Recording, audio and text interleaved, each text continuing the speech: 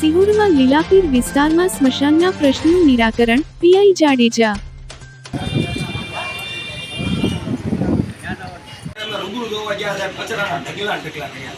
તો નગરપાલિકામાં કચરો એક જગ્યાએ નખાય ને અમે કોઈ દી એના ધર્મ ઉપર કે આજુબાજુમાં કચરો કચરો નાખવા કોને કચરો નાખ્યો છે ત્યાં નવી બોલી આવી છે. તો અમે મામલતદારને બોલીએ સમાજમાં અમારી બોલી આવી.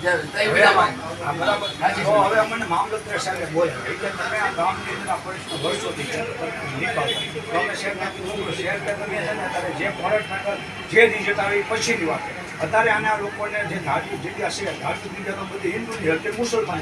તો અમે આ લોકોને પત્રા વાળી ઉમેશભાઈ મકવાણા નટુભાઈ બધાને અમારા સમાજના આગેવાનો છે ને એ પાછા માથે ઉભા રહ્યા તો અમારા પ્રમુખ સાહેબ એટલે અમે એનો કબજો વળાવી દીધો. બરાબર. તો હવે આના ના ઢોર છે ને કચરો મૂર્તિયાન હોય.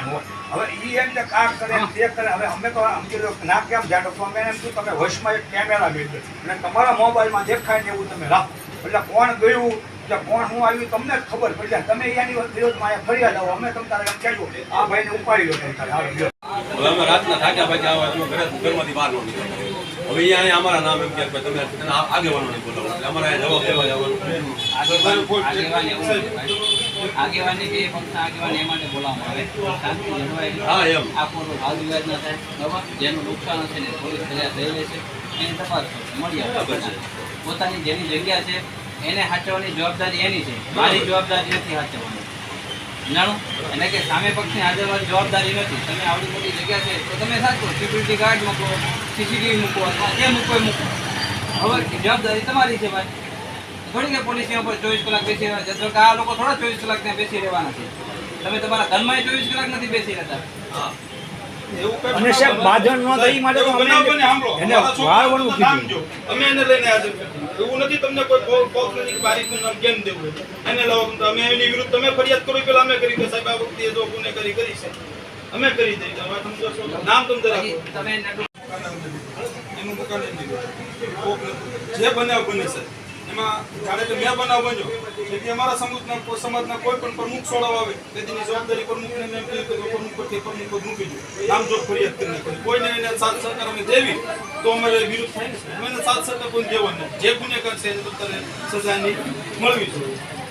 બરોબર છે ને એ પત્ર તોડ્યા તમે પત્ર કેમેરા નખાવી દે બધા એના જે ગ્રુપ હોય 4 મોબાઈલ 5 મોબાઈલમાં જાણે જાણથી કયો માણસ એનો ફોટો તો આવવાનો છે. જાણે હું કયો સાહેબ મારી પોતા પર આપણે કોઈની જરૂર નથી. હું આ તોડું છું તમારો ફોટો તો આવવાનો છે. મારી ફોટા જોગે ફરિયાદ કરી દીધી મારી પાસે જાય બધા. તેથી અમારા સમાજના કોઈ પણ અમારી બોડીના જે પ્રમુખ ઉપરનું કોઈ પણ એને છોડાવવામાં કે કોઈ મદદ કરવામાં નહીં આવે.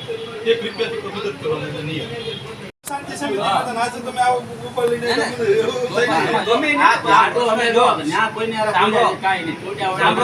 કાલ આપણે કાયદો સમિતિની મીટિંગમાં આપણે બધા આગેવાનોને બોલાવ્યા હતા. આ પ્રશ્ન ઢૂંઢવાતો તો એને બોલાવ્યા. જે પ્રશ્નો ઢૂંઢવાય છે એને હું જે હાથ કરવાનો. બરાબર. બાકી તો મારું કામ છે પેલા પ્રયત્ન કરવા. પછી કાયદો છે, કાયદો લેવાનો છે.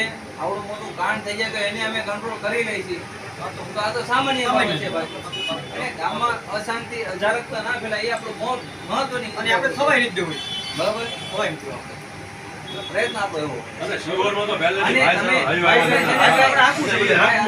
તમે છે ને સમસાનની એક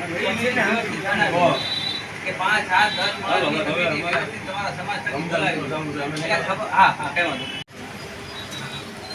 કોળી સમાજના કોણ છે ભાઈ? બોલા વહીવટ બોલો. હા સુનિલભાઈ શું આવતા શું રજૂઆત છે તમારી બોલો. અમે 5-6 ફેરી સમાધાન કર્યું. 5-6 ફેરી આ લોકો વારંવાર બીજા કરતા હોય સમાધાન થયા પછી આગેવાની થોડીક તો જમીનદારી હોય છે ભાઈ ના કોઈ આપણા છોકરાઓ નુકસાની ન કરે કાંઈ ન થાય એવું કાંઈ જમીનદારી થોડુંક તો કાંઈક હોવું જોઈએ છે. મારી રજૂઆત શું છે એ મને અત્યારે જે અમારું નુકસાન થયું છે આ લોકોને પતરા તોડી નાખ્યા છે. આની પહેલા તો સમસ્યા ઓલો મારી સમાધિ તોડી હતી. ત્યારબાદ અમે ફેક્ચિંગ ઓલો પતરાનું કમ્પાઉન્ડ વાળ્યું તત્કાલિક કોરોને. તો અત્યારે એમાં એવું થયું કે ભાઈ વાંધો નહીં હવે કાંઈ નહીં ખાવા દે. ત્યારબાદ અત્યારે પતરા તોડી નાખ્યા. તો એક પતરું તૂટલું હતું. તમારો છોકરો વિડીયો ઉતારવા ગયો તો એ વિડીયો ઉતાર્યો ને તો બીજા દિયા પાછા બીજા 2 તોડી નાખ્યા. બરાબર. અને પછી અમે ફરિયાદ કરી. ઘણા છે જે શમશાન વિરુદ્ધ ગયા એ લોકો ગયા ફેરી એવું કીધું કે હવે હું નહીં થાય છતાં હું તમને પ્રશ્ન પૂછું છું ના ના એવું કોઈ અમે જે તોડી નાખ્યું છે એ તમને શક છે કે આ વ્યક્તિએ તોડી નાખેલું છે ના એવું કોઈ અમને ખાસ પાકું કોઈ નહોતું. કોઈ શક છે તમને કોઈ ના ના એવી તો કોઈ પાકી ઓલી નથી પણ અજાણ્યા જે વિરુદ્ધમાં એની ફરિયાદ દે. બરોબર? તમારા સમસારનો જે પ્રશ્ન હતો એના માટે તમે શું નિવારણ લાવ્યા બાપુ? અમે બે પક્ષ મળીને શાંતિ સમિતિથી કામ ઉકેલ કરી નાખ્યો. કેમેરા નખાવી દેશે લોકો એટલે કામ પતી જશે. તમારું ભાઈ શું કહેવાનું છે?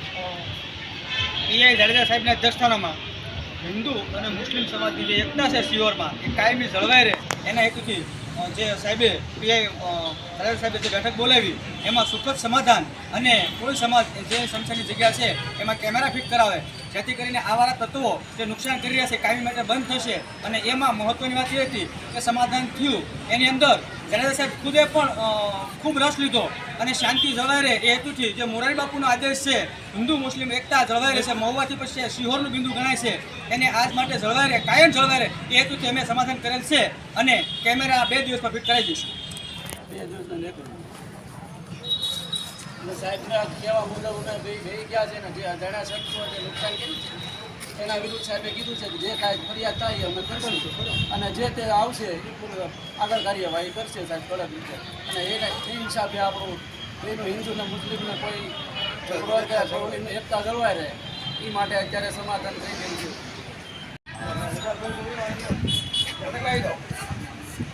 પેલા ભાઈનું લઈ